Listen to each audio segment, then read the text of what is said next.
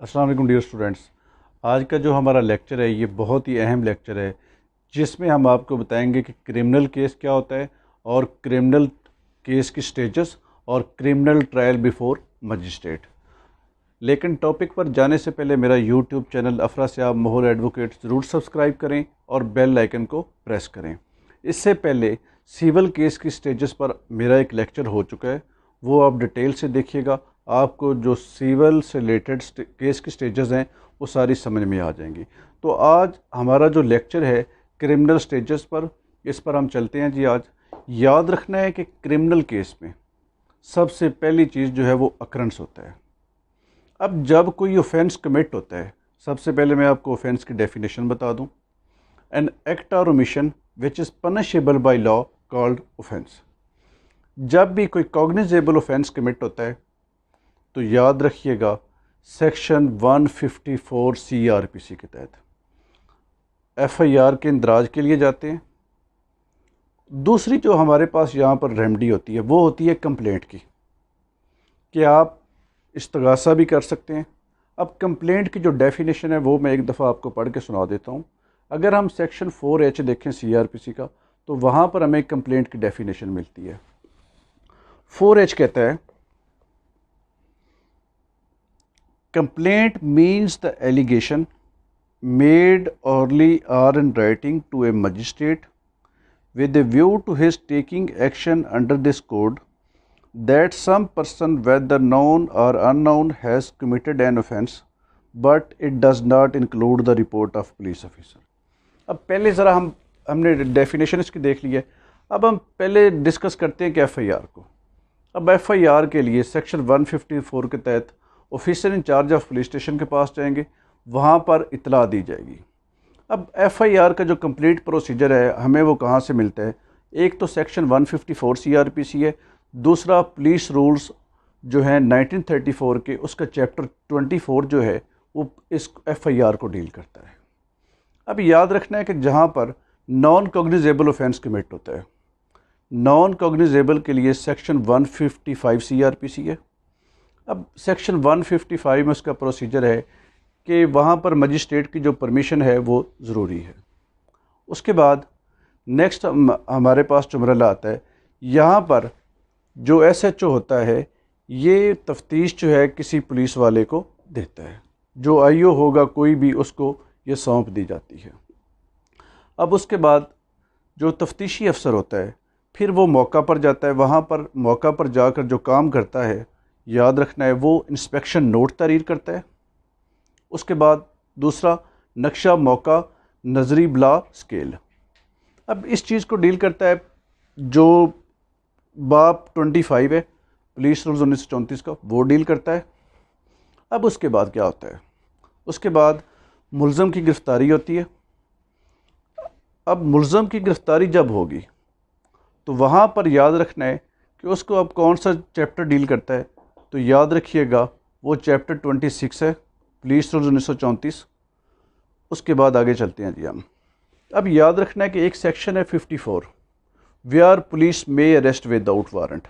अब याद रखना है कि कॉग्निजेबल केसेस में पुलिस जो है मे अरेस्ट विदाउट वारंट कर सकती है। इसके साथ में आपको पहले 155 बता चुका हूँ कि पुलिस में नॉट अरेस्ट विदाउट वारंट, वहाँ पर मजिस्ट्रेट की परमिशन चाहिए होती है। अब चलते हैं जी उसके बाद जो हमारी स्टोरी शुरू है ये क्रिमिनल ट्रायल के हवाले से, उसमें हम देखते हैं सेक्शन 61 क्या है। सेक्शन 61 कहता है कि पुलिस जो है 24 घंटे के अंदर अंदर जो मुल्ज़म है उसको मजिस्ट्रेट के पास पेश करेगी। अब जब पेश करेगी तो याद रखिएगा उसके बाद जो हमारे पास नेक्स्ट चीज़ आती है वो ये है कि अगर उसने बेलेबल ऑफेंस कमिट किया है तो उसको बेल दे दी जाती है सेक्शन 496 के तहत। उसके बाद नेक्स्ट मरला हमारे पास क्या आता है? इसके बाद याद रखिएगा 61 के बाद अगली जो चीज़ हमारे पास है वो सेक्शन 63 है। सेक्शन 63 में डिस्चार्ज होता है जब उसके इनसफिशिएंट एविडेंस होगा, तो याद रखिएगा कि वो बंदा जो है, जो मुल्ज़म है, उसको मजिस्ट्रेट के पास पेश किया जाता है और मजिस्ट्रेट जो है नाकाफ़ी शहादत होने की वजह से उसको डिस्चार्ज कर देता है। अब ये पावर आपने याद रखनी है कि 169 CRPC में भी है। 169 CRPC पुलिस की पावर है कि वहाँ पर पुलिस जो है किसी भी पर्सन को जो है वो रिलीज़ कर सकती है।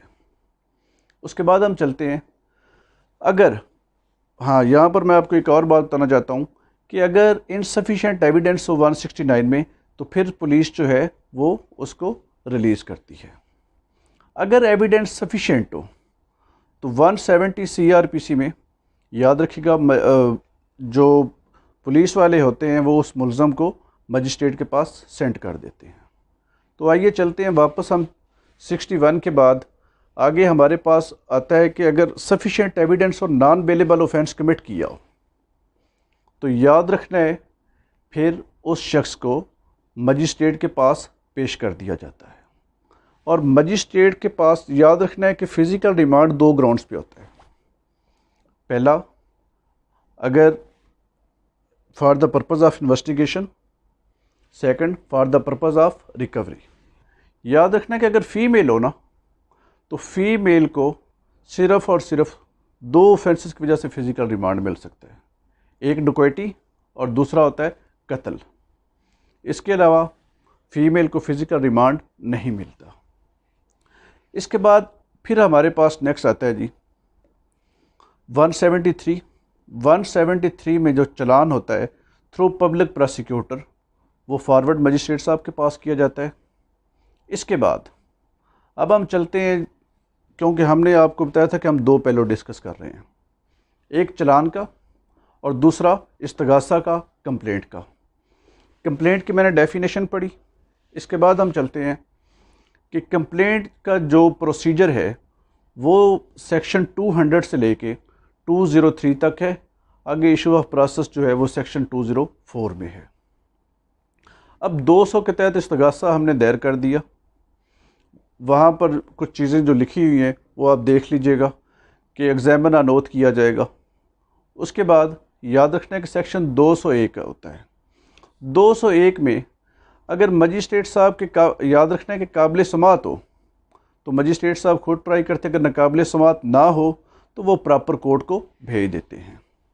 इसके बाद सेक्शन 202 आता है। 202 में इंक्वायरी, तफ्तीश, ये मजिस्ट्रेट साहब किसी पुलिस ऑफिसर को भेज सकते हैं, किसी जस्टिस ऑफ पीस को भेज सकते हैं या किसी दीगर शख्स को भी भेज सकते हैं। इसके बाद याद रखना है फिर आगे हमारे पास जो 202 था उसमें मैंने आपको बताया कि तफ्तीश या इन्वेस्टिगेशन दोनों के लिए। उसके बाद 203 सेक्शन आता है CRPC का। यहाँ पर अगर उस शख्स के अगेंस्ट जो है वो केस बन ही ना रहा हो, एविडेंस जो है उसके अगेंस्ट इनसफिशेंट हो, तो पुलिस वाले क्या करते हैं, पुलिस वालों से आपको मैंने पहले बताया कि उन्होंने इन्वेस्टिगेशन और जो जस्टिस ऑफ पीस की इंक्वायरी थी वहाँ से पता चलता है कि एविडेंस जो है वो सफिशेंट नहीं है, तो 203 के तहत कंप्लेंट जो है वो खारिज कर दी जाती है। अगर प्रेमा फेशी केस मेड आउट हो रहा हो तो याद रखना है 204 के तहत इशू ऑफ प्रोसेस होता है। अब ये यहाँ तक जो हमारी स्टेज थी ये थी, आपने यहाँ पे याद रखना है ये स्टेज जो हमने अभी कंप्लीट की है। इसके बाद हमारी अगली स्टेज आती है तो उस पर हम चलते हैं। अब यहाँ से हम जो मजिस्ट्रेट का ट्रायल है उसकी शुरुआत करते हैं।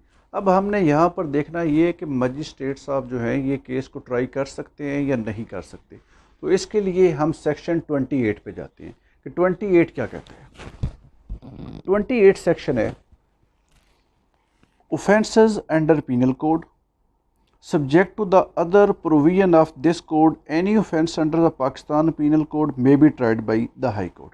अब पाकिस्तान पिनल कोड में जो ऑफेंसेस हैं पहले नंबर पर हाई कोर्ट का नाम है, उसके बाद सेकंड है by the court of session, दूसरी कोर्ट जो है सेशन है, उसके बाद सी क्लास है by any other court by which such offence is shown in the 8th column of the second schedule to be triable. अब हमने 8th कॉलम देखना है। 8th कॉलम में वहाँ पर अल्टीमेट जो सेकंड शेड्यूल के तहत आएगी वो मजिस्ट्रेट की कोर्ट आएगी और तीसरी क्लास जो है ये मजिस्ट्रेट साहब को डील करती है। इसके बाद हमने जो दूसरी चीज़ देखनी है कि क्या मजिस्ट्रेट के जो है वो जब कॉग्निजेंस लेता है 190 के तहत, हमने वहाँ पे देखना है कि जब मजिस्ट्रेट कॉग्निजेंस इसकी लेता है तो क्या वो कॉग्निजेंस के अंदर ये चीज़ें आ रही हैं, उसको भी हम एक दफ़ा पढ़ देते हैं। कि कॉग्निजेंस जो है, याद रखना है कि कॉग्निजेंस में, अब मैं सबसे पहले आपको यहाँ पर पढ़ के देता हूँ सेक्शन 190 CRPC कि 190 CRPC में क्या लिखा है। कॉग्निजेंस का मतलब सबसे पहले आप लिख लें, cognizance is application of mind by the court on facts and circumstances of the case. ये कॉग्निजेंस की डेफिनेशन है। अब मैं पढ़ता हूँ 190 CRPC। Cognizance of offence by magistrate, याद रखना है कि मजिस्ट्रेट जो है ये 3 तरह से कॉग्निजेंस लेता है। इसका मैं आपको नेटिग्रिटी बता देता हूँ कि वो 3 चीज़ें कौन सी हैं। पहले नंबर पर चलान केस में, कंप्लेंट केस में, और जो सी क्लास है upon information receive from any other person. अब इसको थोड़ा हम रीड कर लेते हैं।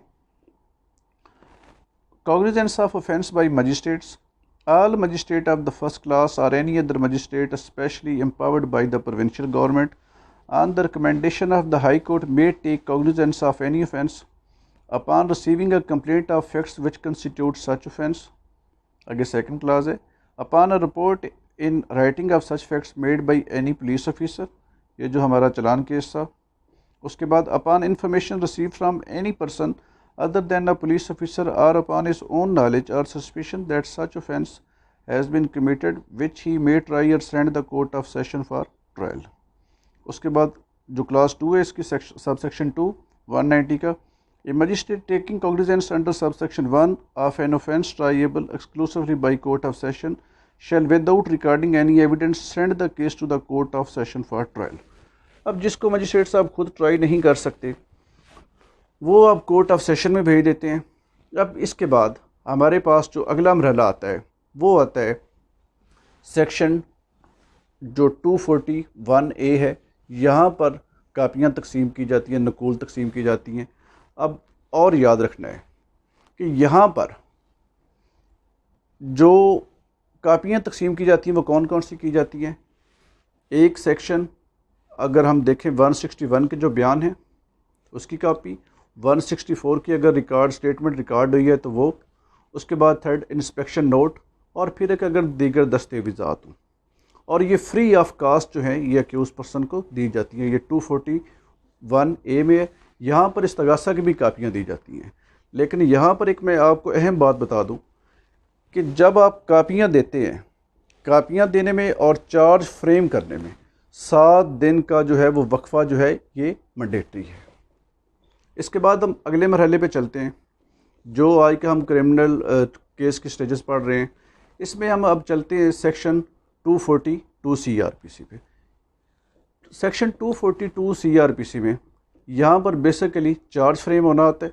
लेकिन मैं आपको एक और अहम बात बता दूँ और वो है 249A की। अब 249A में क्या होता है कि जब मजिस्ट्रेट साहब के पास यहाँ पर अक्यूज़ पर्सन जो है वो हाज़िर हो जाता है, जब हाज़िर होता है तो मजिस्ट्रेट साहब 249 के अंदर 2 ग्राउंड्स हैं। वो ग्राउंड कौन सी हैं? पहली, जब चार्ज ग्राउंडलेस हो। सेकंड ग्राउंड है नो प्रोबेबिलिटी ऑफ कन्विक्शन। अब ये पार्टी जो है एप्लीकेशन भी दे सकती है, मजिस्ट्रेट खुद भी कर सकते हैं। लेकिन यहाँ पर आपने जो बात याद रखनी है वो ये है कि एट एनी स्टेज का वर्ड इस्तेमाल किया गया है। उसके बाद नेक्स्ट यहाँ पर फ़र्द जुर्म अब हम ऐड करने लगे हैं।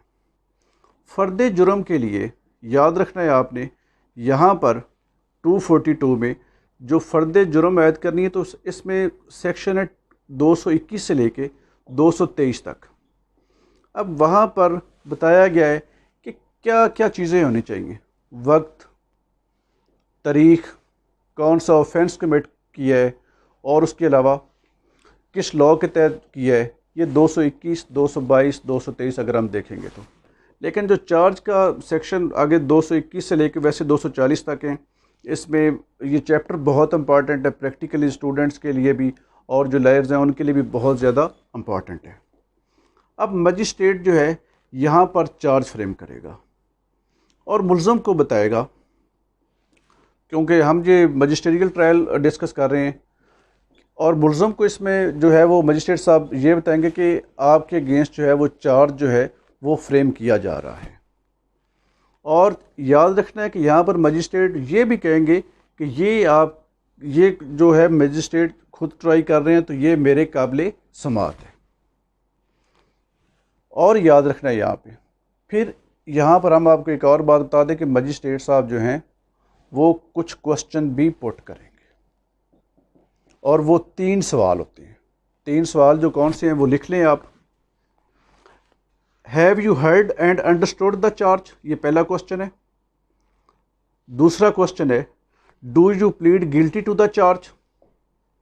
और फिर तीसरा सवाल है have you any defence to make. यहाँ पर जो मुल्ज़म है वो उन सवालात के जवाबात देगा। अगर तो मुल्ज़म जो है जुर्म तस्लीम कर ले, यानी जुर्म की एडमिशन कर लेता है, अब इसको सेक्शन जो है वो 243 CRPC जो है वो डील करता है। अगर मुल्ज़म जो है यहाँ पर हम जो ट्रायल कर रहे हैं इसमें अगर वो तस्लीम कर लेता है तो याद रखिएगा वहाँ पर मजिस्ट्रेट जो हैं जो वो चीज़ एडमिशन कर रहा है एज़ अर्ली एज़ पॉसिबल उसी के अल्फाज में वो रिकॉर्ड किए जाएंगे। और शो काज नोटिस जो है वो भी उसको दिया जाएगा। शो काज नोटिस में अगर वो सेटिस्फैक्ट्री आंसर ना दे सके तो मजिस्ट्रेट साहब उसको सज़ा दे देंगे। अब यहाँ पर हमारा अगला जो मरहला आता है वो ये आता है कि अगर जुर्म तस्लीम नहीं करता तो मजिस्ट्रेट साहब जो हैं इस्तगासा को कहेंगे कि वो अपनी शहादत प्रोड्यूस करे। अगर मुल्ज़म जुर्म की सेहत से इनकार करे तो मजिस्ट्रेट दफ़ा 244 CRPC के तहत शहादत तलब करेगा और शहादत इस्तगासा कलम बंद करेगा। अब आपने यहाँ पर एक और बात याद रखनी है कि मोड ऑफ रिकॉर्डिंग एविडेंस के लिए अगर हम देखें CRPC के सेक्शन 353 से लेके 364 CRPC में यहाँ पर मोड ऑफ रिकॉर्डिंग एविडेंस जो हैं ये दिए गए हैं। जब एविडेंस रिकॉर्ड होगा तो उसके बाद जो भी प्रोसिक्यूशन के जितने गवाह होंगे उन पर मुल्ज़म का जो वकील होगा जिसे हम डिफेंस काउंसिल कहते हैं या हम काउंसिल सफाई भी कहते हैं, तो वो जो भी विटनेस होगा उस पर जिरा करेगा। अब इसके बाद मजिस्ट्रेट साहब के पास जो है आगे ADPP का प्रोसेस आ रहा है, वो हम आपको बताते हैं कि ADPP जो है ये ज़ुबानी और दस्तावेजी शहादत ख़त्म करने का बयान कलम बंद करवाएगा। अगर इसने किसी गवाह को गिव अप किया तो इस बाबत भी बयान कलम बंद करवाएगा। अलबत्ता प्राइवेट गवाह को जब तर्क करेगा तो इसके लिए इंसाफ का तकाजा है कि मुस्तगीस या उसके काउंसिल की कंसेंट हासिल करे। जो अगला मरहला है हमारे पास वो 342 CRPC का आता है। यहाँ पर हम इसको थोड़ा सा आपको पढ़ के बताते हैं और इसको मज़ीद हम 342 पर तो खैर नहीं जा रहे क्योंकि वो काफ़ी जो है वो लेंथी हो जाएगा। हम आपको थोड़ा सा ब्रीफ इसका बताते हैं कि शहादत इस्तगासा मुकम्मल होने के बाद बयान मुल्ज़म ज़ेरे दफ़ा 342 CRPC मजिस्ट्रेट कलम बंद करेगा। मजिस्ट्रेट इस्तगासा की इंटायर एविडेंस जो है मुल्ज़म पर पुट करेगा। अगर शहादत का कोई हिस्सा मजिस्ट्रेट साहब ने अगर स्किप कर दिया है तो याद रखना है कि उसका फ़ायदा किसको दिया जाएगा, वो मुल्ज़म को दिया जाएगा। और एक बात यहाँ पर आपने याद रखनी है, जो हिस्सा स्किप हुआ है वो मुल्ज़म के ख़िलाफ़ नहीं पढ़ा जाएगा। मजिस्ट्रेट मुल्ज़म से ज़ुबानी दस्तावेज़ी शहादत के मुतल्लिक़ तमाम सवालात पुट करेगा। अब कुछ सवालात हैं जो मैं आपको पढ़ के सुनाता हूँ कि वो कौन कौन से सवालात हैं जो मजिस्ट्रेट जो है मुल्ज़म पर पुट करेगा। This case registered against you and why prosecution witness deposed against you. फिर और पूछेगा would you like to produce defence evidence. फिर next would you like to appear on oath under section 342 340 का सब सेक्शन जो 2 है as your own witness. फिर next do you like to say anything. अब ये सवालात जो हैं ये याद रखना है कि मजिस्ट्रेट साहब ने मुल्ज़म पर पुट करने हैं और मुल्ज़म जो है उन सवालात के जवाब देगा और जवाब जो है वो फिर मजिस्ट्रेट साहब जो हैं वो कलम बंद करेंगे। अब ये हमने आपको बताया 342 का।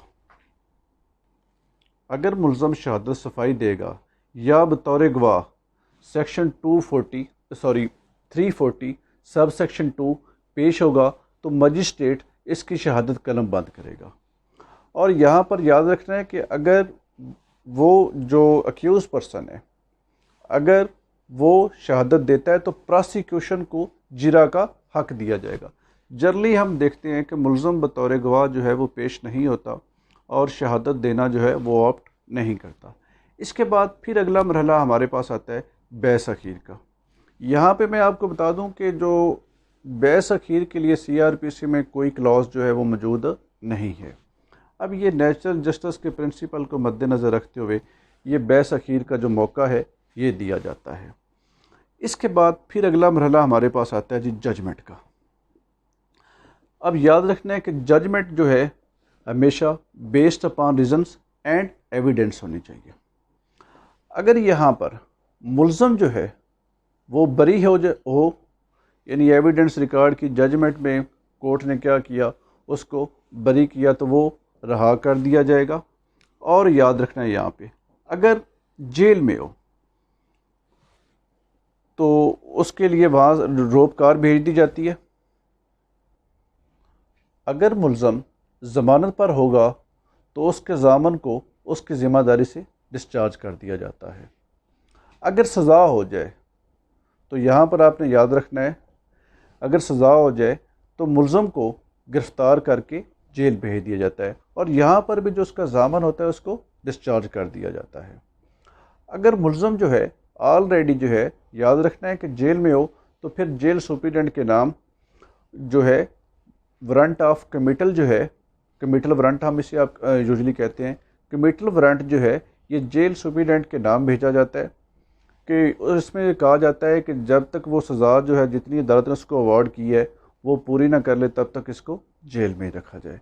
और आपने यहाँ पर एक और बात याद रखनी है कि मुल्ज़म को 382 अब इसकी जो 382B का फ़ायदा जो है वो भी दिया जाएगा। और इसमें जब जजमेंट पास होती है तो यहाँ पर आपने याद रखना है कि जो एक कॉपी होती है वो मुल्ज़म को दी जाती है और एक कॉपी जो है वो प्रोसिक्यूटर को दी जाती है। और केस प्रॉपर्टी से रिलेटेड भी फैसला किया जाता है। उसके बाद केस प्रॉपर्टी से रिलेटेड मैं आपको एक बात बता दूं कि अगर वो मंशियात वगैरह हो तो उसको डिस्पोज कर दिया जाता है। फिर मजिस्ट्रेट साहब जो हैं सर्टिफिकेट जो है वो बनाते हैं। अगर हम जजमेंट कोई भी आप देखेंगे तो उसमें सर्टिफिकेट ज़रूर होगा कि उसमें ये लिखा होता है कि जजमेंट जो है ये कितने सफ़ात पर मुश्तमिल है और हर सफ़ा को जज साहब ने जो है वो डिक्टेट कराया मजिस्ट्रेट साहब ने और फिर मजिस्ट्रेट साहब जो हैं वो दस्तखत कर देते हैं। अब इसके साथ ही जो क्या हमारा क्रिमिनल केस की जो स्टेजेस थी जो मजिस्ट्रेट केस की स्टेजेस थी वो कंप्लीट होती हैं।